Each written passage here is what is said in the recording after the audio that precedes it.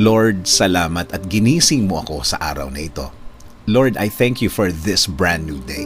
Thank you for waking me up. Salamat at nagising ako, Panginoon.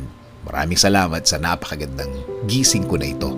Tatanggapin ko po ito as another form of blessing.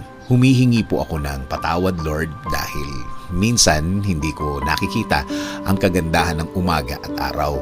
Hindi ko nakikita ang mga bagay na ibinibigay niyo sa akin. Mga bagay na dapat maganda ang effect sa akin. Since na sa problema ako nakatingin, di ko po ito lahat nakikita. Kaya ngayon, Lord, mas magkukonsentrate ako sa mga biyaya niyo sa akin.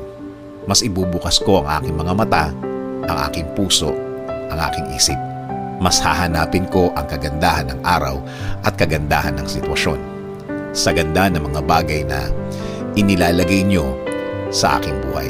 Salamat din, Lord, sa mga taong nasa aking buhay ngayon.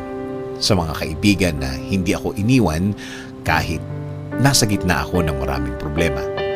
At sa mga taong nagiging maganda ang impluwensya nila sa buhay ko. Kaya ngayon, Lord, hindi ko tinitingnan kung ano ang aking kakayahan, kung ano ang kaya kong gawin. Instead, Lord, I will focus on you. Sa inyo po ako titingin. Sa mga kaya niyong gawin sa aking buhay ako magko-concentrate. Sa kakayahan niyo po at hindi sa kakayahan ko. Alam ko, Lord, na marami ng pagkakataon na natulungan niyo ako. Marami ng sitwasyon sa aking buhay na ibinigay niyo ang aking pangangailangan. Alam kong tutulungan niyo po ako ulit, Lord. At alam kong babaguhin niyo na ang aking sitwasyon na ngayon ay mabigat na mabigat sa akin. Apektado na pati ang trabaho ko, kasama na ang aking pamilya. Patuloy niyo pong pasukin ang aking buhay. Araw-araw ko po kayong tatanggapin sa aking buhay. Kayo na po ang magbigay ng guidance sa akin. Kayo na po ang magbigay ng direksyon sa aking buhay. Kayo na din po ang bahala sa aking pamilya, Lord. Alagaan niyo din po sila every time po na nasa labas sila, Panginoon. Proteksyonan niyo ang bawat isa sa kanila. Huwag niyo pong pabayaan din na mapunta sila sa masama. Again, Lord, salamat po sa napakagandang gising ko ngayon. Patuloy po akong kakapit at maniniwala sa inyong presensya.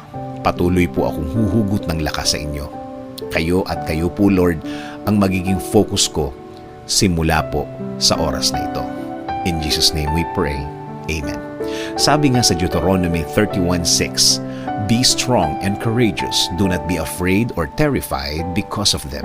For the Lord your God goes with you. He will never leave you nor forsake you."